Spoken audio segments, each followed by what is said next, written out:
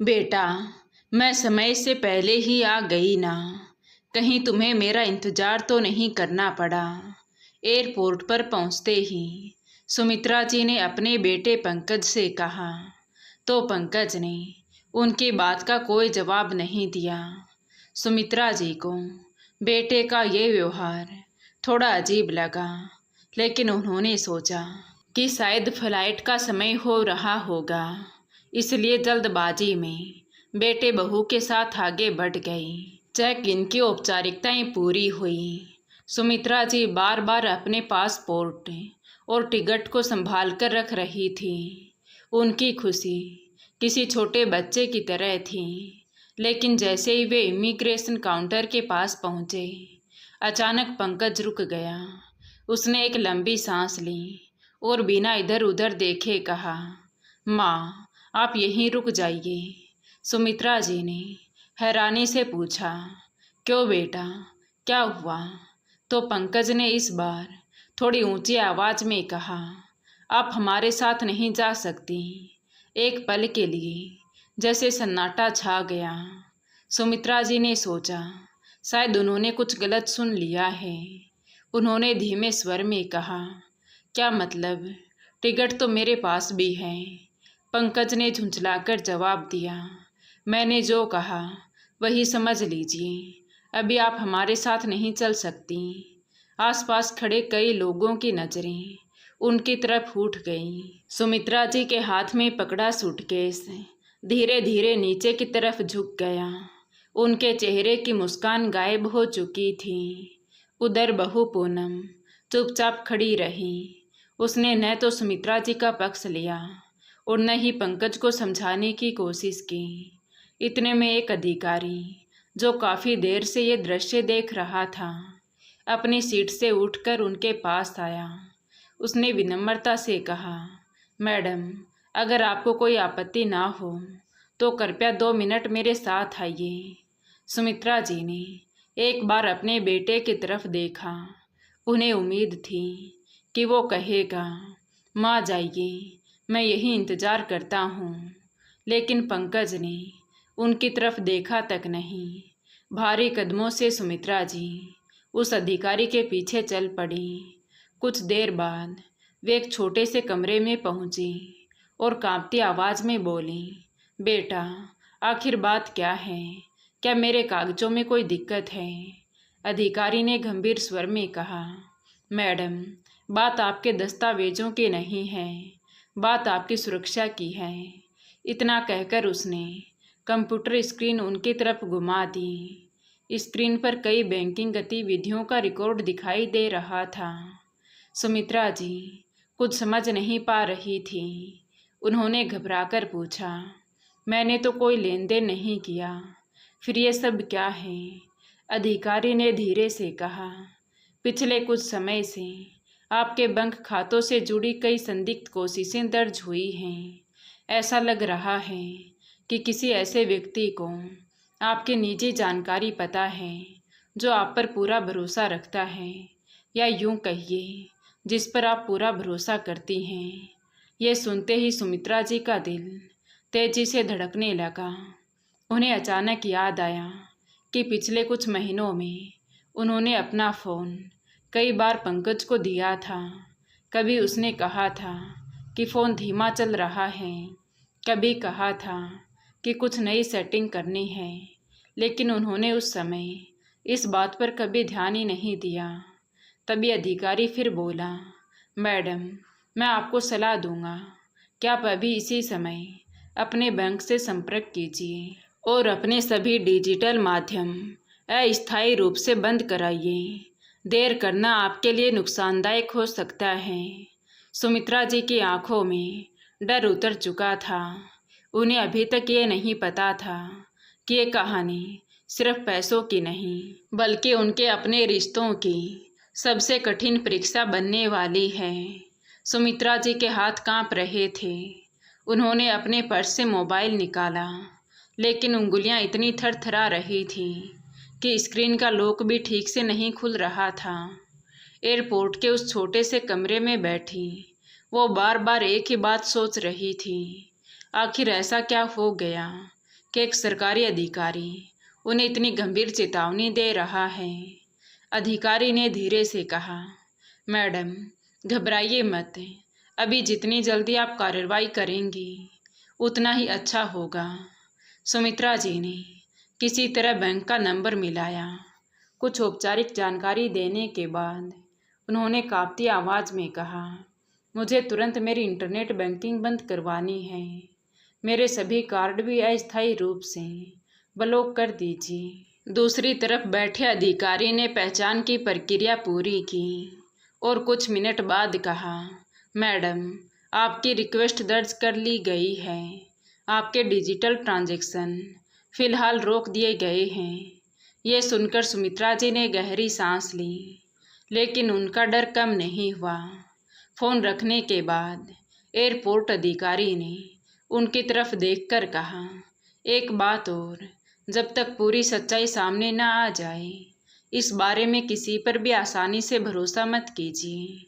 सुमित्रा जी ने धीमे से पूछा, क्या आपको लगता है कि ये काम किसी जान पहचान वाले का हो सकता है? अधिकारी कुछ पल चुप रहा, फिर बोला, मैं बिना जांच के किसी का नाम नहीं ले सकता, लेकिन इतना ज़रूर कहूँगा कि किसी अनजान व्यक्ति के लिए आपकी इतनी निजी जानकारी हासिल करना आसान नहीं होता। ये सुनकर सुमित्रा जी का दिल बैठ गया। उन्होंने कमरे से बाहर निकलकर सबसे पहले चारों तरफ नज़र दौड़ाई। उन्हें उम्मीद थी कि पंकज दौड़कर आएगा और पूछेगा, माँ सब ठीक तो है ना? लेकिन वहाँ न पंकज दिखाई दिया और न ही पूनम। कुछ देर पहले तक जो लोग उनके आसपास खड़े थे वे भी अपनी अपनी राह जा चुके थे। सुमित्रा जी ने धीरे से अपना सूटकेस उठाया और एयरपोर्ट के बाहर आ गई। उन्होंने एक टैक्सी रोकी और घर का पता बताया। पूरे रास्ते वो खिड़की से बाहर देखती रही। उन्हें याद आने लगा कि पिछले 1 साल में कितनी छोटी छोटी बातें बदली थीं।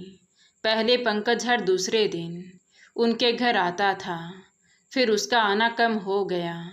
धीरे धीरे उसने कहना शुरू कर दिया कि माँ आजकल बहुत काम रहता है। फिर कई बार वो घर आया भी तो सबसे पहले उनका फ़ोन अपने हाथ में ले लेता। कभी कहता, मैं अपडेट कर देता हूँ, तो कभी कहता, आप गलत बटन दबा देती हैं इसलिए फ़ोन स्लो हो गया है। सुमित्रा जी उस समय मुस्कुरा देती।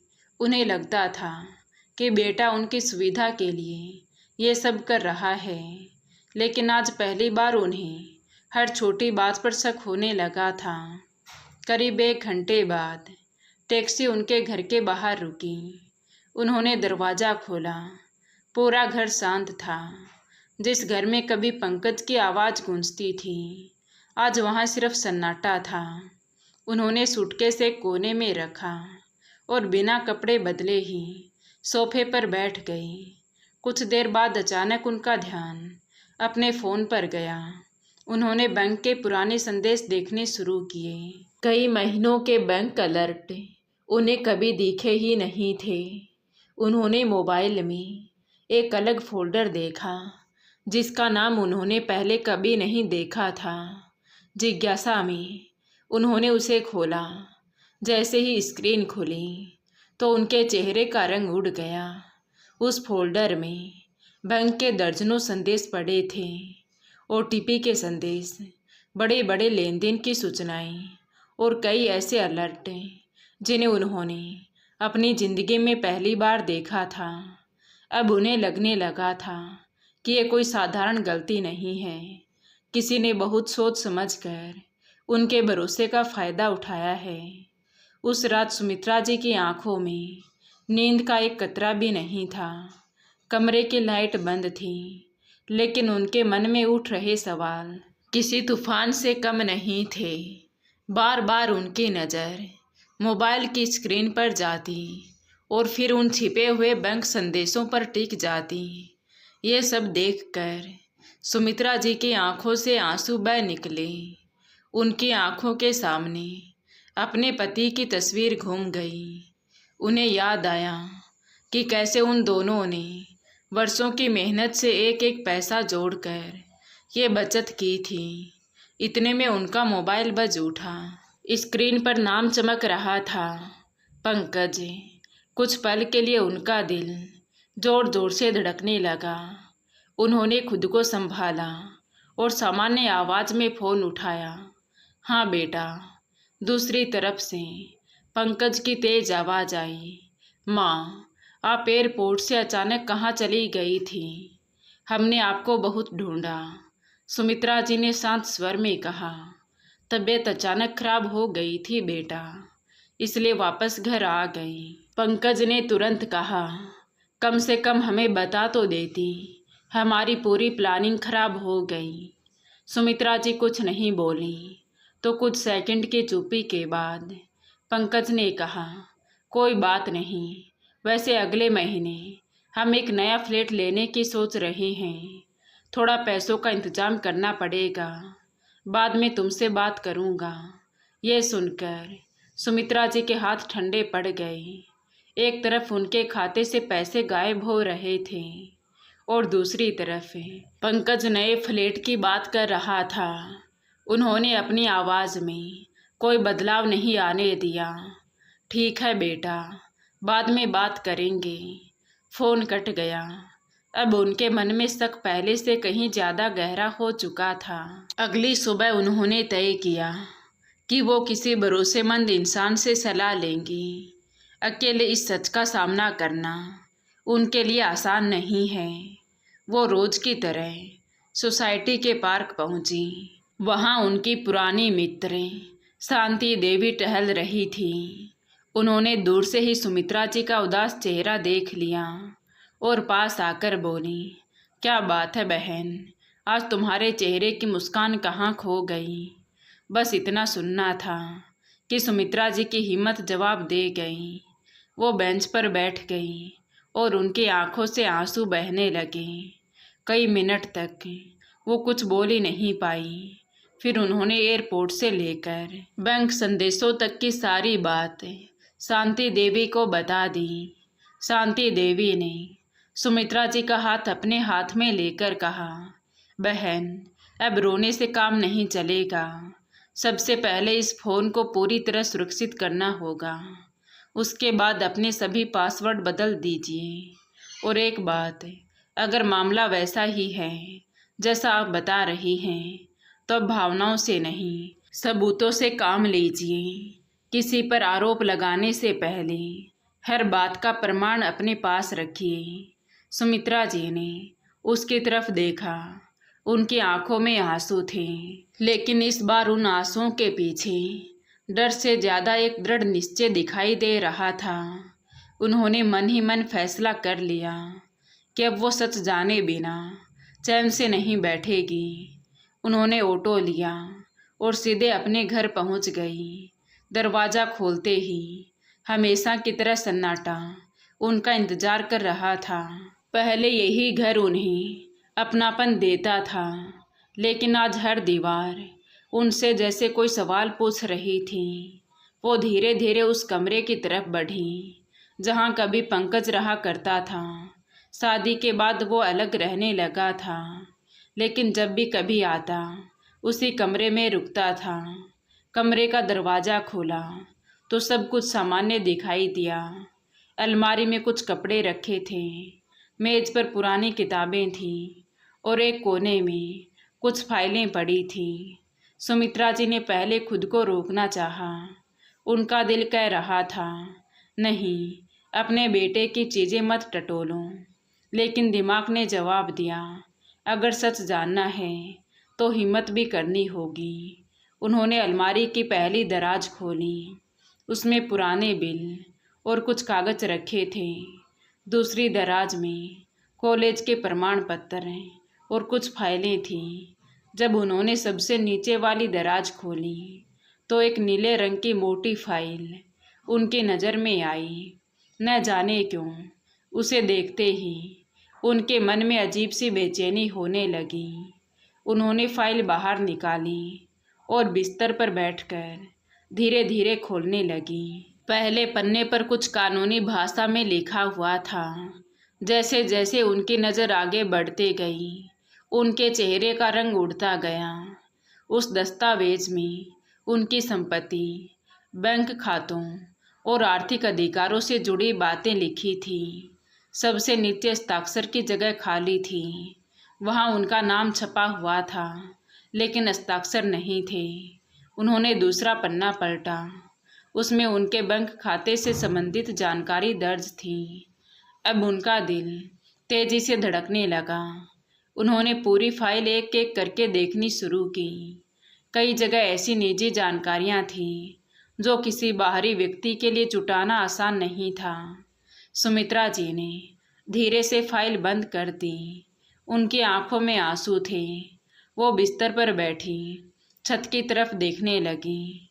उन्हें याद आया कि पंकज के बचपन में अगर उसे हल्का सा बुखार भी हो जाता था तो वो पूरी रात उसके सिराने बैठी रहती थी। और आज वही बेटा उनकी संपत्ति हड़प रहा था। लेकिन इस बार उन्होंने टूटने की बजाय खुद को संभाला। उन्होंने अपना फ़ोन निकाला और फाइल के महत्वपूर्ण पन्नों की तस्वीरें ले ली। फिर तस्वीरों की एक सुरक्षित कॉपी अलग स्थान पर रख दी और फिर फाइल को बिल्कुल उसी तरह वापस दराज में रख दिया जैसे पहले रखी हुई थी। अब उनके चेहरे पर डर नहीं था। अब वहाँ एक माँ का दर्द जरूर था, लेकिन उसके साथ एक दृढ़ निश्चय भी था। उन्होंने मन ही मन कहा, अगर सच मेरे सामने आ ही गया है तो अब मैं उससे मुंह नहीं मोड़ूंगी, चाहे सामने अपना ही खून क्यों ना हो। अब फैसला भावनाओं से नहीं, सच के आधार पर होगा। उन्हें अब समझ आ चुका था कि जल्दबाजी में कोई कदम उठाना ठीक नहीं होगा। अगर सामने वाला महीनों से योजना बनाकर चल रहा है तो सच सामने लाने के लिए उन्हें भी धैर्य रखना होगा। इतने में उनका मोबाइल बज उठा। देखा तो पंकज का फ़ोन था। सुमित्रा जी ने एक पल के लिए आंखें बंद की, गहरी सांस ली और फिर सामान्य आवाज़ में कॉल रिसीव की। हाँ बेटा, कैसे हो? तो पंकज ने हंसते हुए कहा, माँ आप कैसी हैं?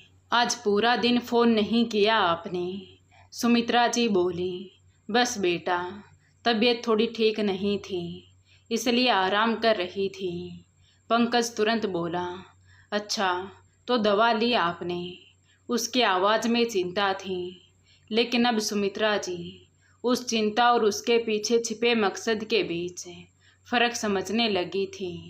उन्होंने शांत स्वर में कहा, हाँ बेटा, अब ठीक हूँ। कुछ सेकंड की चुप्पी के बाद पंकज बोला, माँ एक ज़रूरी काम था। अगले हफ्ते मैं और पूनम आपके पास आएंगे। कुछ बैंक से जुड़े कागज़ हैं, बस एक छोटी सी औपचारिकता है। आपके साइन हो जाएंगे तो आगे बहुत आसानी रहेगी। सुमित्रा जी का दिल जोर से धड़का। उन्हें उसी नीली फाइल का पहला पन्ना याद आ गया, लेकिन उन्होंने अपनी आवाज़ में जरा भी बदलाव नहीं आने दिया। ठीक है बेटा, आ जाना। पहले मैं कागज़ पढ़ लूँगी, फिर जैसा सही लगेगा वैसा कर दूँगी। उधर से पंकज हल्का सा मुस्कुराया। अरे माँ, आप भी ना, मैं हूँ ना आपका बेटा, मुझ पर इतना भी भरोसा नहीं है क्या? यह सुनकर सुमित्रा जी के गले में जैसे कुछ अटक गया। उन्होंने मुस्कुराने की कोशिश की और बोली, भरोसा है बेटा, तभी तो कह रही हूँ कि आराम से बैठकर देख लेंगे। ठीक है, फिर मिलते हैं। फ़ोन कट गया। सुमित्रा जी काफ़ी देर तक फ़ोन को देखती रही। आज पहली बार उन्हें महसूस हुआ कि इंसान की सबसे बड़ी कमज़ोरी उसका अंधा विश्वास होता है। उसी समय उन्होंने अपनी पुरानी डायरी निकाली। उसमें उन्होंने पिछले कई महीनों की छोटी छोटी बातें लिखना शुरू किया। किस दिन पंकज घर आया था, किस दिन उसने उनका फ़ोन अपने पास रखा था, कब उसने बैंक की बात की थी, कब उसने उन्हें विदेश घूमने का प्रस्ताव दिया था। जैसे जैसे वो लिखती गई, घटनाएं एक दूसरे से जुड़ती चली गई। रात करीब 9 बजे शांति देवी का फ़ोन आया। सुमित्रा जी, कैसी हैं आप? तो सुमित्रा जी ने सारी बात बता दी। शांति देवी कुछ देर चुप रही, फिर बोली, देखो, अब तुम्हें भावुक नहीं होना है। जिस दिन वे कागज़ लेकर आए उस दिन अकेली मत रहना। तो क्या करूं, मैं भी आ जाऊंगी, और उससे पहले किसी अच्छे वकील से सलाह ले लूं। हर बात कानून के हिसाब से करूं। सुमित्रा जी ने कहा, ठीक है, अब मैं कोई गलती नहीं करूंगी। उस रात सुमित्रा जी अपने पति की तस्वीर के सामने जाकर खड़ी हो गई। धीरे से बोली, आज अगर आप होते तो शायद मुझे इतना अकेला महसूस नहीं होता। लेकिन अब मैं वादा करती हूँ कि आपकी मेहनत की कमाई और इस घर की इज्जत किसी के लालच की भेंट नहीं चढ़ने दूंगी। अगली सुबह सुमित्रा जी बहुत जल्दी उठ गई। रात भर उन्हें ठीक से नींद नहीं आई थी। जैसे ही सूरज की हल्की किरणें खिड़की से कमरे में आई, उन्होंने भगवान के सामने दीपक जलाया और हाथ जोड़कर बस एक ही प्रार्थना की, हे प्रभु, मुझे सच का सामना करने की ताकत देना। करीब 10 बजे शांति देवी उन्हें अपने जाने पहचाने वकील गुप्ता जी के पास ले गई। कुछ देर इंतजार करने के बाद उन्हें अंदर बुलाया गया। जी बताइए, गुप्ता जी ने कहा। तो सुमित्रा जी ने अपने बैग से एक एक करके सारे कागज़ निकाले, फ़ोन में सुरक्षित तस्वीरें दिखाई, बैंक से जुड़े संदेश बताए और फिर उस नीली फाइल के बारे में भी विस्तार से बताया। तो वकील साहब बोले, सुमित्रा जी, सबसे पहले तो आप घबराइए मत। आपने बहुत समझदारी दिखाई है कि बिना किसी हंगामे के पहले सबूत इकट्ठे किए। फिर उन्होंने धीरे से पूछा, क्या आपके पास उन दस्तावेजों की तस्वीरें सुरक्षित हैं? जी, मैंने कई जगह सुरक्षित रख दी हैं। बहुत अच्छा। उन्होंने मेज़ पर रखी डायरी खोली और कुछ नोट्स लिखने लगे। फिर बोले, अब आपको 2 काम करने होंगे। पहला, अपने बैंक खाते की पूरी लेन देन रिपोर्ट निकलवा लीजिए। दूसरा, अपने सभी महत्वपूर्ण दस्तावेज सुरक्षित स्थान पर रख दीजिए। सुमित्रा जी ने सिर हिला दिया। और सबसे ज़रूरी बात, अभी अपने बेटे बहू को इस बात का बिल्कुल एहसास नहीं होना चाहिए कि आपको कुछ पता चल चुका है। ये सुनकर सुमित्रा जी ने पूछा, लेकिन अगर वे फिर कागज़ लेकर आ गए? तो गुप्ता जी मुस्कुराए। तब आप उनसे कहिए कि इतने महत्वपूर्ण दस्तावेज बिना समझे साइन नहीं करेंगी। उन्हें थोड़ा समय दीजिए। कई बार सच खुद सामने आने के लिए बस थोड़ा इंतज़ार मांगता है। उनकी बातें सुनकर सुमित्रा जी के मन का डर थोड़ा कम हुआ। ऑफिस से निकलते समय शांति देवी ने उनका हाथ पकड़कर कहा, देखना, अब सच ज़्यादा दिनों तक छिप नहीं पाएगा। उस शाम जब सुमित्रा जी घर लौटी तो उन्होंने सबसे पहले अपनी अलमारी खोली। पति की पुरानी डायरी, घर के कागज़, बैंक की रसीदें और बाकी ज़रूरी दस्तावेज उन्होंने अलग अलग फाइलों में व्यवस्थित किए। काम ख़त्म ही हुआ था कि तभी पंकज का फ़ोन आ गया। सुमित्रा जी कुछ पल तक मोबाइल को देखती रही। उन्हें महसूस हो रहा था कि इस बार होने वाली बातचीतें उनकी ज़िंदगी की दिशा बदल सकती हैं। उन्होंने धीरे से कॉल रिसीव की और शांत स्वर में कहा, हाँ बेटा बोलो। उधर से पंकज की आवाज़ आई, माँ, मैं और पूनम कल शाम आपके घर आ रहे हैं। इस बार सारे कागज़ साथ लेकर आऊँगा। बस 5 मिनट का काम है। उसके बाद आपको किसी बात की चिंता करने की ज़रूरत नहीं पड़ेगी। सुमित्रा जी ने आंखें बंद कर लीं। उनके चेहरे पर हल्की सी मुस्कान आई, लेकिन उस मुस्कान के पीछे अब एक माँ की मासूमियत नहीं, बल्कि सच जानने का दृढ़ निश्चय छिपा हुआ था। उन्होंने केवल इतना कहा, ठीक है बेटा, मैं तुम्हारा इंतज़ार करूँगी। फ़ोन कट चुका था, लेकिन सुमित्रा जी समझ चुकी थी कि अब उनकी ज़िंदगी का सबसे कठिन सामना बस एक दिन दूर है। अगले दिन सुबह सबसे पहले उन्होंने घर की अच्छी तरह सफाई की, ड्राइंग रूम को व्यवस्थित किया। दोपहर होते होते उन्होंने अपने सभी महत्वपूर्ण कागज एक अलग फाइल में रख दिए। अब सब कुछ व्यवस्थित था, लेकिन उनका दिल अब भी एक माँ का ही था।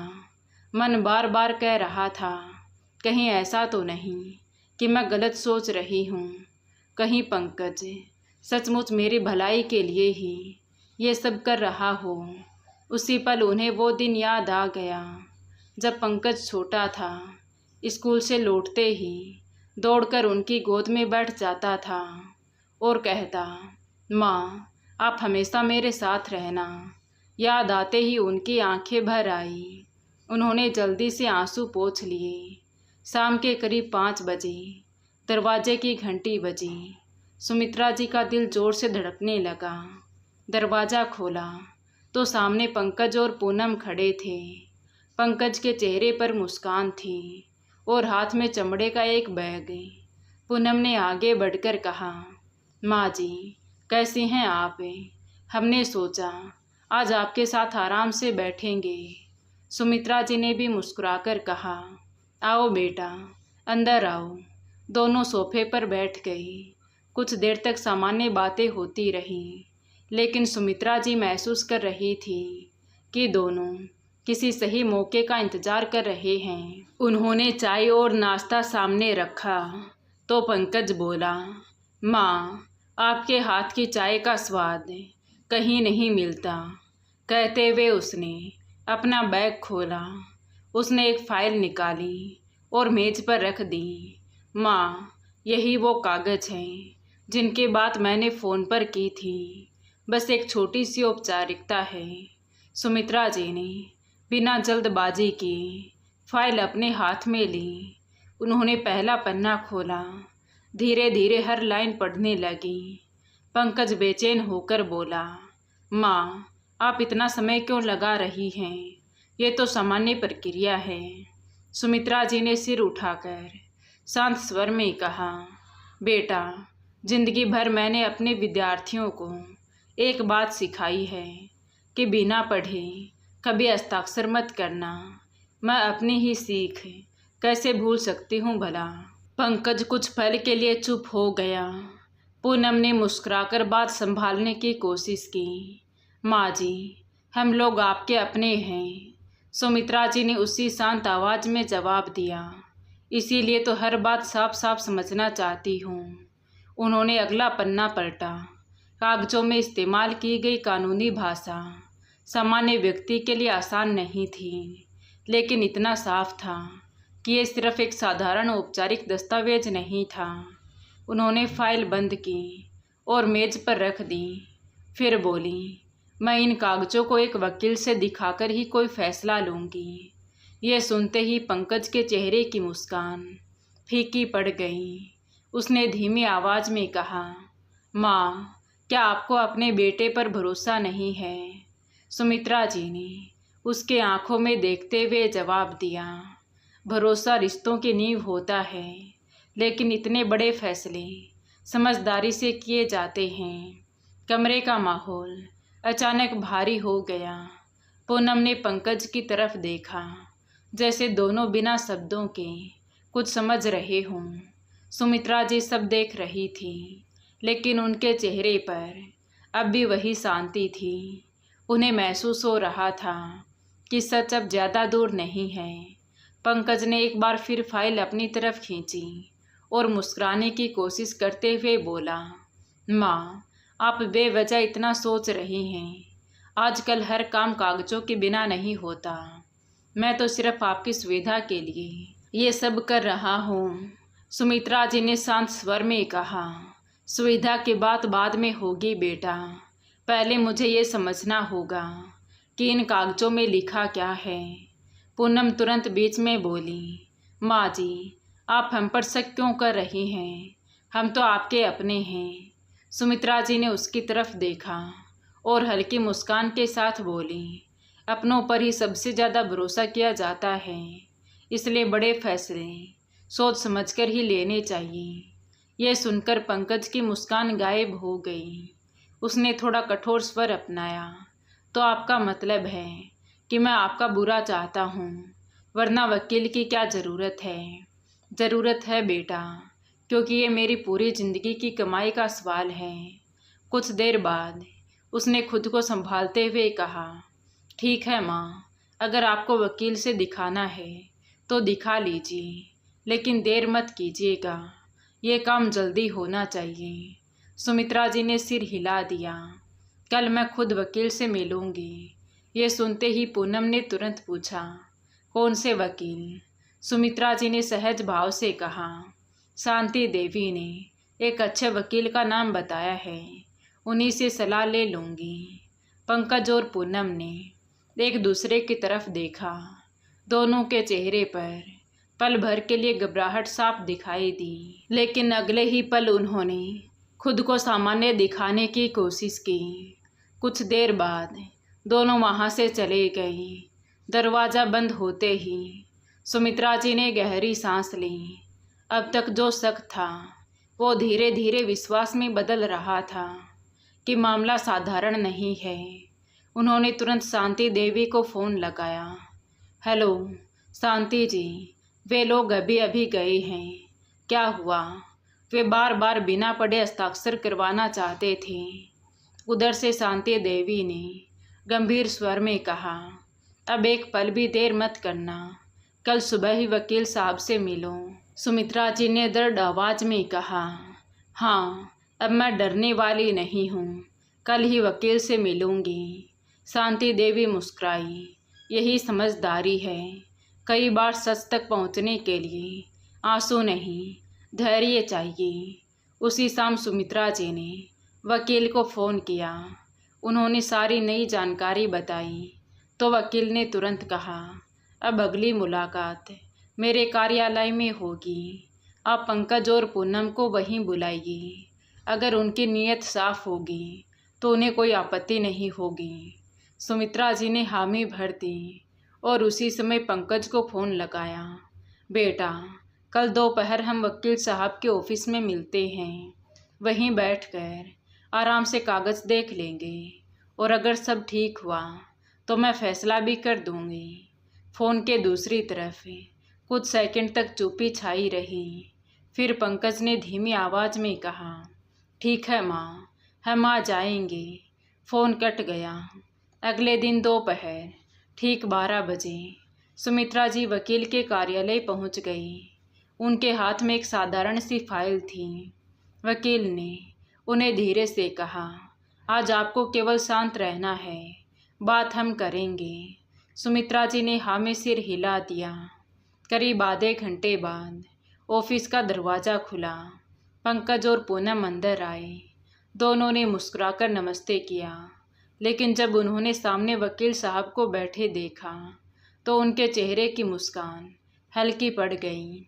वकील ने सबसे पहले वही फाइल मेज़ पर रखी जो पंकज लाया था। उन्होंने पहला पन्ना खोला और बोले, पंकज जी, आपने अपनी माताजी से कहा था कि ये सामान्य प्रक्रिया है। क्या आप एक बार अपने शब्दों में बता सकते हैं कि इस दस्तावेज का उद्देश्य क्या है? पंकज बिना झिझके बोला, बस भविष्य में सुविधा रहे इसलिए। वकील ने दूसरा सवाल पूछा, क्या इसमें केवल सुविधा की बात है या अधिकारों का भी हस्तांतरण लिखा है? इस बार पंकज कुछ पल चुप रहा, फिर बोला, कानूनी भाषा तो मुझे भी पूरी समझ नहीं है। वकील ने दस्तावेज उसकी तरफ बढ़ाते हुए कहा, लेकिन आपने अपनी माताजी से बिना पढ़े इस पर हस्ताक्षर करने को कहा था। कमरे में सन्नाटा छा गया। पूनम तुरंत बोली, हमारा कोई गलत इरादा नहीं था। वकील ने शांत स्वर में कहा, अगर गलत इरादा नहीं था तो इन्हें पहले पढ़ने देने में परेशानी क्यों थी? पूनम के पास जवाब नहीं था। तभी सुमित्रा जी ने पहली बार सीधे पंकज की तरफ देखा और बोली, एक बात का जवाब दे दो बेटा, अगर मैं उस दिन बिना पढ़े हस्ताक्षर कर देती तो क्या तुम मुझे बाद में हर बात समझाते? पंकज ने नज़रें झुका ली। तभी वकील ने माहौल को संभालते हुए कहा, देखिए, अभी हम आरोप नहीं लगा रहे, हम सिर्फ स्पष्टता चाहते हैं, इसलिए आज कोई हस्ताक्षर नहीं होंगे। पहले सभी दस्तावेजों की स्वतंत्र जांच होगी, उसके बाद ही कोई निर्णय लिया जाएगा। यह सुनकर पंकज बेचैन हो गया। उसने कहा, इतनी छोटी सी बात के लिए इतना बड़ा मामला बनाने की क्या ज़रूरत है? सुमित्रा जी ने इस बार दृढ़ आवाज़ में कहा, मेरी पूरी जिंदगी की कमाई मेरे लिए छोटी बात नहीं है। कमरे में फिर खामोशी छा गई। कुछ देर बाद पंकज और पूनम बिना बहस किए उठ खड़े हुए। जाते जाते पंकज ने कहा, ठीक है माँ, जैसा आपको सही लगे। दोनों बाहर निकल गए। दरवाज़ा बंद हुआ तो वकील साहब ने सुमित्रा जी की तरफ देखा और बोले, आज आपने बहुत समझदारी दिखाई। कई बार सच तुरंत नहीं मिलता, लेकिन सामने वाले की बेचैनी बहुत कुछ बता देती है। अब अगला कदम सबूतों के आधार पर उठाया जाएगा। सुमित्रा जी ने गहरी सांस ली। उन्हें महसूस हो रहा था कि लड़ाई अभी ख़त्म नहीं हुई है, लेकिन अब वह अकेली भी नहीं है और पहले जैसी असहाय भी नहीं। उसी शाम पंकज ने फिर अपनी माँ को फ़ोन किया। माँ, आपको हमारी बात पर इतना शक क्यों हो रहा है? हम तो सिर्फ आपकी मदद करना चाहते हैं। सुमित्रा जी ने शांत स्वर में कहा, बेटा, अगर मदद करनी है तो पहले मुझे सब कुछ सच सच बता दो। कुछ पल तक दूसरी तरफ सन्नाटा रहा। फिर पंकज बोला, आप हर बात को गलत समझ रही हैं, तो फिर कल बैंक चलो, वहीं बैठकर सब साफ कर लेते हैं। यह सुनते ही पंकज थोड़ा घबरा गया। उसने तुरंत कहा, बैंक जाने की क्या ज़रूरत है, घर पर ही बात कर लेंगे। सुमित्रा जी ने पहली बार सख्त आवाज़ में कहा, नहीं बेटा, अब बात वही होगी जहां हर चीज़ रिकॉर्ड में रहे। फ़ोन कट गया। अगले दिन दोपहर बैंक के एक कॉन्फ्रेंस रूम में सुमित्रा जी, वकील साहब और बैंक मैनेजर मौजूद थे। कुछ देर बाद पंकज और पूनम भी पहुंच गए। बैंक मैनेजर ने एक फाइल मेज पर रखी और बोले, सुमित्रा जी के अनुरोध पर हमने पिछले कई महीनों के रिकॉर्ड की जांच की है। कुछ ऑनलाइन सुविधाओं में बदलाव किए गए थे, जिनमें वैकल्पिक संपर्क और डिजिटल अनुमति जैसी चीज़ें शामिल थीं। पंकज का चेहरा उतरने लगा। सुमित्रा जी ने पंकज की तरफ देखा तो अचानक ही उसकी आंखों से आंसू निकल पड़े। वो कुर्सी से उठकर अपनी माँ के सामने आकर खड़ा हो गया और धीमी आवाज़ में बोला, माँ, मुझसे बहुत बड़ी गलती हो गई। मैं लालच और गलत फैसलों में उलझ गया था। मुझे लगा था कि बाद में सब ठीक कर दूंगा, लेकिन अब समझ आया कि मैंने पैसे से पहले आपका विश्वास खो दिया। पूनम भी रोने लगी। माँ जी, हमने सोचा था कि किसी तरह मुश्किल समय निकल जाएगा, लेकिन हमने ये नहीं सोचा कि जिस माँ ने हमें अपना परिवार माना, उसी का दिल टूट जाएगा। सुमित्रा जी कुछ देर तक चुप रही। फिर उन्होंने एक वाक्य कहा जिसने कमरे में बैठे हर व्यक्ति को मौन कर दिया। बेटा, जिस दिन बच्चा माँ का भरोसा तोड़ देता है, उस दिन माँ गरीब नहीं होती, वो भीतर से अकेली हो जाती है। यह सुनकर पंकज फूट फूट कर रोने लगा, लेकिन सुमित्रा जी का चेहरा अब दृढ़ था। उन्होंने कहा, बेटा, रोने से टूटा हुआ विश्वास वापस नहीं आता। अब जो होगा वो कानून और लिखित समझौते के अनुसार होगा। पंकज और पूनम के पास अब न तो बहाने बचे थे और न ही भरोसा जीतने का आसान रास्ता। वकील साहब ने कहा, यह दस्तावेज किसी सज़ा के लिए नहीं है, ये सिर्फ भविष्य में किसी भी गलत फहमी को रोकने के लिए हैं। फिर उन्होंने एक एक बिंदु पढ़ना शुरू किया। सुमित्रा जी की संपत्ति और बैंक खातों पर पूरा अधिकार उन्हीं का रहेगा। कोई भी लेन देन उनके लिखित अनुमति के बिना मान्य नहीं होगा और अब तक ली गई रकम वापस लौटानी होगी, वरना धोखाधड़ी का केस होगा। कमरे में सन्नाटा छा गया। पंकज ने दस्तावेज को देखा, फिर अपनी माँ की तरफ देखा तो उसकी आंखों में पश्चाताप था। उसने माँ के चरणों में सिर रखकर कहा, माँ, मुझे माफ़ कर दो। सुमित्रा जी ने शांत स्वर में कहा, मैं तुम्हारे लिए बुरा नहीं चाहती, लेकिन तुम्हें अपने कर्मों का परिणाम भुगतना होगा, क्योंकि माफ़ी दिल को मिल सकती है पर विश्वास दोबारा कमाना पड़ता है। उन्होंने उसे आशीर्वाद तो दिया, लेकिन अपनी संपत्ति और बैंक संबंधी सभी अधिकार अपने नियंत्रण में ही रखे।